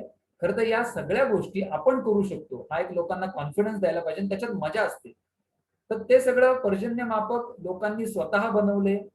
स्वतःच्या घरी काय लागतं, त्याला एक डबा लागतो, एक नरसाळा लागतं, झालं तुमचं पर्जन्यमापक. फक्त त्याचे काही स्पेसिफिकेशन असतात ते सांगितले. आज 200 लोक विदर्भापासून कोकणापर्यंत रोज रीडिंग घेतात, पाठवतात आणि भोवतालच्या फेसबुक पेजवरती रोज जाहीर होतात, रोज पब्लिश होतात. सो अशा प्रकारच्या वेगवेगळ्या ऍक्टिव्हिटीज भोवताल करत असतं. मग सीड बॉल्सच्या ऍक्टिव्हिटी असतील किंवा लोकांसाठी आम्ही मध्ये एक महत्वाचा भाग म्हणजे ट्रॅडिशनल वॉटर सिस्टम जे आहेत आपल्याकडच्या जुन्या काळातले आड आहेत, विहिरी आहेत, बांध आहेत, पुष्करण्या आहेत, जुन्या आपल्याकडचे वेगवेगळ्या प्रकारचे हेळ आहेत काही ठिकाणी, तटामध्ये असलेली काही कुंड आहेत. अशा सगळ्या ज्या सिस्टीम्स आहेत, बारवा आहेत मोठ्या मोठ्या, मराठवाड्यात गेलात तर इव्हन आपल्याकडे सुद्धा, तर या सगळ्या गोष्टी खूप मोठ्या प्रमाणात नष्ट होतात. तर भोवताल त्याच्या डॉक्युमेंटेशनचं काम करते, लोकांना आवाहन करून. आणि असा खूप मोठ्या प्रमाणात एकत्र आले तर काही चांगल्या गोष्टी आपण करू शकतो. आणि ह्याच्यासाठी काय तुम्हाला तासनतास वेळ द्यायचा नाही. छंद म्हणून, आवड म्हणून किंवा एक सोशल रिस्पॉन्सिबिलिटी म्हणून सुद्धा तुम्ही हे करू शकता. मी तुम्हाला सगळ्यांना आवाहन करेल की या सगळ्या गोष्टींशी जोडलेले राहा. MEAच्या माध्यमातून काही होऊ शकलं तर तसं करा. और इंडिव्हिज्युअली सुद्धा तुम्हाला भोवतालचा प्लॅटफॉर्म हा नेहमीच तुमच्यासाठी खुला आहे. एकत्र येऊयात आणि काहीतरी निश्चितपणे चांगलं करूयात. धन्यवाद. अभिजित सर, काही प्रश्न आहेत? ओके, घेऊयात. इथं मला hand raise पण दिसतंय. संजय शिंदेचा प्रश्न आहे, त्यांनी स्वतःला अनम्यूट करावं आणि विचारावं. संजय सर बोला ना. हा, अनम्यूट करून बोल. नमस्कार संजय सर, सर. मी संजय शिंदे बोलतो. नमस्कार. मला काही म्हणजे प्रश्न नाही. मी स्क्रीन शेअर थांबवतो. कॉन्टॅक्ट डिटेल दिलेले आहेत, बहुधा लोकांनी. हा, ते स्क्रीन शेअर काढून टाका. हा, बोला ना. गारगोटी म्युझियम, सिन्नरचं गारगोटी म्युझियम फार सुंदर आहे. Yes yes yes. फार सुंदर आहे, म्हणजे बघायसारखं आहे. तुम्हाला माहिती असेल आणि ज्याला हो, माहिती नाही ते जरूर पाहायला पाहिजे. फारच सुंदर आहे ते. येस येस, बघितलंय ते मी. आणि इनफॅक्ट या गोष्टीत काम करणारी अनेक मंडळी जी आहेत, म्हणजे हे आपला साठा जगापर्यंतही पोहोचवला जातो. सो तशा दृष्टीने पण ते महत्वाचं आहे. पाहिलेलं आहे मी. आपण सगळ्यांनी जरूर पाहावं. इनफॅक्ट मी तर तुम्हाला सुचवेल की तिथं MEA तर्फे तुम्ही जरूर ट्रिप काढा. कारण या गोष्टी जगातल्या आपण जेव्हा बघतो तेव्हा आपलाही पट विस्तारतो आणि खूप भन्नाट काही गोष्टी आपल्याला मिळू शकतात. बर, पुढचा प्रश्न अक्षय मोरे. अक्षय मोरे, नमस्कार. माझा काही प्रश्न नाहीये, पण माझं सांगणं असं आहे की घोरपडे साहेबांचे ऑफिस आहे, अभिजित घोरपडे साहेबांचं ऑफिस आहे, आपल्या बेकरीच्या शेजारीच आहे. जेव्हा केव्हा तुम्ही आपल्या बेकरीला भेट द्याल तेव्हा तुम्ही त्यांच्या ऑफिसलाही भेट द्या. त्यांच्याकडे खूप उत्कृष्ट चांगलं असं नॉलेज आहे, जे की मला रोज काही थोड्या गोष्टी शिकायला मिळतात. तर तुम्ही आवर्जून भेट द्या, एवढं सांगणं आहे माझं. थँक्यू. तुझ्या बेकरीची ऍडव्हर्टाईज करतोय का त्यांच्या एजन्सी करतोय? त्या निमित्ताने येताल घोरपडे साहेब, तुम्ही कोरडे साहेब. बर. जरूर या. अक्षयकडे तुम्ही येत असेल तर शेजारीच मी आहे. आणि सर्वात महत्वाचं म्हणजे की बरंच काय काय सुरू असतं आमचं, आणि लोकांनी यावं, भेट द्यावी आणि पर्यावरण घेऊन जावं असा आमचा नेहमी विचार असतो. राजेंद्र कोंडरे नागपूर वरून ते विचारतायत, त्यांनी हात वर केलाय. हा, बोला सर. राजेंद्र सर बोला. नमस्कार. खूप अतिशय सुंदर तुमचं प्रेझेंटेशन झालं आहे आणि या संदर्भातले अनेक कायदे, रूल्स, रेग्युलेशन्स महाराष्ट्रामध्ये आणि देशामध्ये नाही आहे. बऱ्याच ठिकाणी हा आपला खाणीचा दगड जो आहे, जो बांधकामासाठी वापरतात, बरेचदा असं लक्षात येतं की तो अतिशय महत्वाचा आहे. जसं काही ठिकाणी मायका मोठ्या प्रमाणात आहे, काही ठिकाणी कॉर्ड्स मोठ्या प्रमाणात बाहेर निघतात आहे, आणि बरेच ठिकाणी तर मी बघितलं की रेल्वे ट्रॅकवर कॉर्ड्सचं क्रशिंग करून टाकलेलं आहे. तर एवढी मोठी जी नॅचरल रिसोर्सेस आहे, या संदर्भातले मिनिस्ट्री ऑफ एन्व्हायरमेंट अँड फॉरेस्टनी पाहिजे तसे कायदे नाही केले, आणि निसर्गाला नुसतं निचोडणं चालू आहे, निसर्गाचे लक्तरे ओढणं चालू आहे. त्या निमित्ताने काहीतरी याच्यात आणखीन बदल व्हायला पाहिजे, असं माझं एक म्हणणं आहे. Thank you so much sir, thank you so much. हा, ठीक आहे. अभिजित सर, अजून एक प्रश्न आहे. सोलापूरवरून गणेश शिंदे विचारतायत की या विषयावर जर अधिक अभ्यास करायचा इच्छा असेल तर या विषयाचे अभ्यासक्रम कुठल्या महाविद्यालयात आणि कुठं सोय होईल? याच्याबद्दल तुम्हाला फॉर्मली अभ्यास करायचा असेल, तुम्हाला BSc डिग्री घेता येते, पण बऱ्याच जणांना ते शक्य होत नाही. त्यामुळे मी जे शेवटाकडे सांगितलं की भवतालचा एक सर्वात महत्वाचा मॅन्डेट काय, तर महाराष्ट्र आपल्याला लोकांपर्यंत पोहोचवायचा आहे. महाराष्ट्र हा इतका इंटरेस्टिंग आहे, तुम्हाला सांगतो. म्हणजे भारताबद्दल आपल्याला प्रेम आहेच आहे, पण भारतात सर्वात वेगळी भूमी जर काय असेल, कोणती असेल, तर ती महाराष्ट्र आहे. पण ते आपल्यालाच माहित नसते, तर आपण जगभर कशी पोहोचवणार? त्या उद्देशानं भवतालचाच प्रयत्न आहे की आता ज्यांना BSc 3 वर्ष करता येणार नाही, तर त्यांनी काय केलं पाहिजे, तर त्यांच्यासाठी हा जो मी शेवटी तुम्हाला सांगितलं की दगडांच्या देश हा जो कोर्स आपण डिझाईन केलाय, 3 महिन्यांचा कोर्स, तो त्यासाठीच केलाय. म्हणजे वीकेंडला त्याचे हे होतात ऑनलाईन लेक्चर्स, आणि महिन्यातून एक प्रॅक्टिकल, एक फील्ड टूर असते. सो तो 8 ऑगस्टला सुरू होतोय. 8 ऑगस्ट ते तुमच्या 24 ऑक्टोबर पर्यंत 12 सेशन्स असतात त्याची रविवारची, आणि that will be very interesting. कोणाला हे असेल तर मी जरूर त्याचं हे शेअर करेन. तो कोर्स केलात तर तुम्हाला संपूर्ण आपला महाराष्ट्रातला दगड हा लक्षात येईल, जिओलॉजी लक्षात येईल, आणि त्याच्यामधले अनेक रहस्य म्हणा किंवा त्याच्यामधल्या अनेक इंटरेस्टिंग गोष्टी या तुम्हाला हे माहिती होतील. पण तुम्हाला जर 3 वर्ष शिकायचं असेल तर जिओलॉजीचा कोर्स आहे, तो तुम्ही कुठल्याही जवळजवळ सर्व युनिव्हर्सिटीज मध्ये आहेत, त्याच्यामध्ये करता येऊ शकेल. ठीक आहे. पुढचा प्रश्न गणेश कदम त्यांनी रेज हँड केलाय, त्यांनी विचारावं, स्वतःला अनम्यूट करावं त्यांनी. गणेश कदम विचारा. हा सर, मला एक प्रश्न विचारायचा होता. हॅलो, हा येतोय, आवाज येतोय सर? हा हो बोला. येतोय, बोल. आमचा जो नगरचा जो भाग आहे, शेवटला आहे, भिगवणच्या बाजूला आमचं गाव आहे राशीन म्हणून. हा बोला ना. तर त्या ठिकाणी असे काही अशा टेकड्या आहेत आमच्या तिथं. त्या टेकड्या अशी मोठी मोठी गोल गोल दगडाच्या अशा मोठ्या मोठ्या टेकड्या आहेत. तर ते हा बोला ना. मोठ्या गोल अशा दगडाच्या एवढ्या मोठ्या टेकड्या, आणि एवढी मोठी अशी गोल आकाराची दगड कशी झाली असतील? माझ्या जरा मनात बऱ्याच दिवसापासूनचा शंका आहे, तर त्याचं काही सांगता येईल का त्याविषयी थोडं? ओके सांगतो. लगेच तुम्हाला थोडक्यात फार नाही सांगतो, पण तरी एक थोडक्यात हे करतो की आपल्याकडे दगडाची जी झीज होत असते, दगडामध्ये आपल्या बेसल्ट मध्ये त्याला भेगा असतात, त्याला जॉईंट्स असतात. हे जॉईंट्स काही हॉरिझॉन्टल असतात, काही व्हर्टिकल असतात. त्या दगडाचंच वैशिष्ट्य आहे. आणि आपलं जे पाणी असतं ते बरोबर त्या भेगांमधून जातं आणि त्याचं वेदरिंग करत असतं, त्याची झीज करत असतं. आणि म्हणून मग तुम्हाला आता तुम्ही ते मोठमोठे बघितले ते असतातच, पण त्याचबरोबर तुम्ही कुठल्याही घाटातून जात असताना समजा जास्त झिजलेला दगड असेल तर त्याचे तुम्हाला गोटे असे बाहेर डोकवताना दिसतात. ते सुद्धा ते वेदरिंगचं कारण असतं. त्याच्यामुळं अशा प्रकारचं हे घडतं. आणि तुम्ही जो प्रकार म्हणताय तो प्रकार मोस्टली ज्या भागामध्ये कोरडं हवामान आहे आणि तिथं अशा प्रकारचं जेव्हा वेदरिंग होतं, अशा प्रकारचं जेव्हा झीज होते, त्या प्रकारे त्या गोष्टी बनतात. तुम्ही पुण्याकडून सोलापूरकडे जात असताना यवत जवळ सुद्धा अशा टेकड्या आहेत. माझ्याकडे फार सुंदर फोटो आहेत. येस बरोबर. तुम्हाला इनफॅक्ट माझ्याकडे आता असला तर पटकन दाखवतो, फार इंटरेस्टिंग आहे, इतरांनाही माहिती मिळेल. आणि आपण पुन्हा सांगतो, तो जो हे डिझाईन केलाय ना, तुम्ही म्हणाला आता हा माणूस काही जाहिरात करतोय का जास्त, पण हे जाता जाता आपल्याला माहिती झालं पाहिजे आपल्या आसपास काय आहे. त्याच्यासाठीच आपण हे काय दगडांच्या देशाची डिझाईन तुम्हाला ते हे दाखवतो बघा स्क्रीनवर. हा हेच म्हणताय ना तुम्ही? हो बरोबर बरोबर हे सेम हे अशी अशी हे दगड भरपूर यवत आहेत जवळ आमच्या भागात. एक्झॅक्टली. हा जिथं जिथं कोरडं हवामान असतं तिथं पुण्यावर अशा प्रकारे बरोबर. येस येस येस यवत जवळ आहे. येस तिथलाच हा फोटो आहे. ठीक आहे, आपल्याकडे वेळ कमी तर आहे. आपल्याला आपल्याला अशा प्रकारे जिथं जिथं कोरडं हवामान असतं ना तिथं अशा प्रकारे वेदरिंग जेव्हा होतं तेव्हा हे दगड किंवा हे फॉर्म होण्याची शक्यता जास्त असते. बर, आपण अजून एक दोन प्रश्न घेऊया कारण वेळ फार कमी आहे आपल्याकडे. की सागर कलेटेंचा प्रश्न आहे चिंचवडवरून, की जगात बऱ्याच देशामध्ये मृत किंवा जिवंत ज्वालामुखी आहेत, तसं भारतात कुठे अशा प्रकारची ज्वालामुखीची नोंद आहे का? असल्यास कुठे?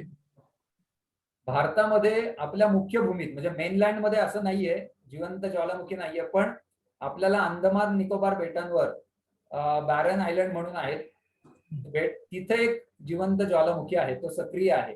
याच्या व्यतिरिक्त भारताच्या मुख्य भूमीमध्ये कुठेही आपल्याला जिवंत ज्वालामुखी सध्या आपल्याकडे नाहीये. बर, ठीक आहे. आता एक शेवटचा प्रश्न घेऊया आणि त्यानंतर आपण संपूया. संजीवनी गायकवाड वाईवरून विचारतायत की गेल्या काही वर्षात पावसाचे अंदाज चुकतायत आणि पुराचे बरेच प्रमाण वाढलेले आहे. हे ग्लोबल वॉर्मिंगचा परिणाम आहे का? पावसाचे अंदाज चुकतायत आणि पुराचं प्रमाण वाढलंय. पुरामुळे बरेच शेतीचं नुकसान होतंय, जीवितहानी होती, मनुष्यहानी होतीये. तर हे ग्लोबल वॉर्मिंगचा प्रकार आहे का? ओके सांगतो. त्याच्या आधी सुचवेन की कालच याच्यावरचा एक व्हिडिओ बहुतांच्या युट्यूबवर टाकलाय, तो जरूर बघा. 5-6 मिनिटाचा व्हिडिओ आहे. काय होतंय की आपण मुख्यतः या सगळ्या गोष्टींकडे बघताना खूप काय म्हणायचं चुकीच्या पद्धतीने बघतो या सगळ्या गोष्टींकडे. दोन गोष्टी असतात, ग्लोबल वॉर्मिंग होतंय का तर ते वास्तव आहे, क्लायमेट चेंज होतंय का तर ते वास्तव आहे, याच्याबद्दल कोणाचंही दुमत नाही. सर्व सायंटिस्टनी त्याला आता हे दिलेलं आहे की बाबा हे होतंय, पण फक्त ते एकमेव कारण या गोष्टींना नसतं आणि नाही.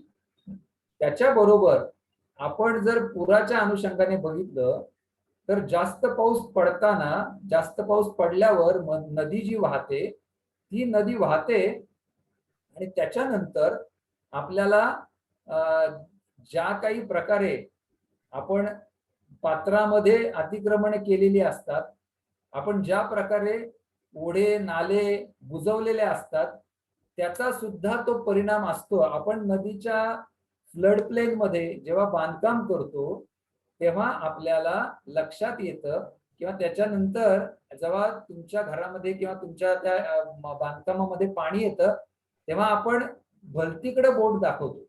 म्हणजे निश्चितपणे ग्लोबल वॉर्मिंग मुळे जे होणारं क्लायमेट चेंज आहे त्याचा परिणाम म्हणून आपल्याला क्लायमेट चेंज मुळे हवामानाच्या तीव्र घटना वाढणारच आहेत. ते काय आपण टाळू शकत नाही. पण आपल्या हातात ज्या गोष्टी आहेत त्या गोष्टी म्हणजे आपण अतिक्रमण न करणं, दरडी ज्या कोसळल्या आहेत तर आपण कुठं राहायचं, कुठपर्यंत आपण अतिक्रमण करायचं, आपण कशा प्रकारे या सगळ्या गोष्टी ना बघायचं हे खूप गरजेचं आहे. अलीकडे होतं असं की लोक एखादी काहीतरी त्यांना विषय मिळाला की सगळं त्या विषयाच्या माथी मारायचं आणि आपली जबाबदारी काढून घ्यायची असं होतं. आणि मला ही गोष्ट जास्त गंभीर वाटते, कारण क्लायमेट चेंज जर थांबवायचं असेल ते थांबवावंच लागेल. पण जर थांबवायचं असेल तर आज जर जगाने ठरवलं की आम्ही आजपासून एकही कार्बन डायऑक्साईडचा काय म्हणायचं अगदी कणभरही कार्बन डायऑक्साईड हवेमध्ये सोडणार नाही असं ठरवलं तरी सुद्धा आपल्याला हे सगळं थांबवण्यासाठी 60 ते 100 वर्ष लागतील. तोपर्यंत जे काय होणार आहे ते टाळण्यासाठी, त्याचे परिणाम कमी करण्यासाठी आपल्याला आपण ज्या बाकीच्या चुका करतोय त्याच्याकडे बघावं लागेल. आपण जी नद्यांवरची अतिक्रमण करतो आहोत, आपण नद्या ओढे नाले बुजवतो आहोत, आपण डोंगर कसेही फोडतो आहोत, त्याच्या मागची जिओलॉजी लक्षात घेत नाही. त्याच्या मागे ते फोडल्यावर त्याला काय ट्रीटमेंट करायला पाहिजे ते लक्षात घेत नाही. आपण कुठे जाऊन राहतो हे जर केलं तर मला वाटतं नुसतं ग्लोबल वॉर्मिंगच्या मागे दडून आपल्याला हे प्रश्नांची उत्तरं मिळणार नाहीत. तो कालचा व्हिडिओ तुम्ही जरूर बघा. भोवतालच्या युट्यूबवर आहे. तुम्हाला त्याच्यातून एक साधारण अंदाज येईल की काय घडलंय महाराष्ट्रामध्ये पुराच्या निमित्ताने आणि त्याच्या मागं काय काय कारणं आहेत. ठीक आहे. सर, आपण वेळात वेळ काढून शॉर्ट नोटीस मध्ये आलात आणि आम्हाला खूप चांगलं मार्गदर्शन केलं. याबद्दल MVA च्या वतीने तुमचे आभार. आणि आजच्या प्रोग्रामला सर्व जे सभासद उपस्थित राहिले त्या सर्वांचे आभार. इथंच हा प्रोग्राम संपला असं आपण जाहीर करूया. पुन्हा लवकरच पुढच्या शनिवारी भेटूया. धन्यवाद. Thank you sir. थँक्यू.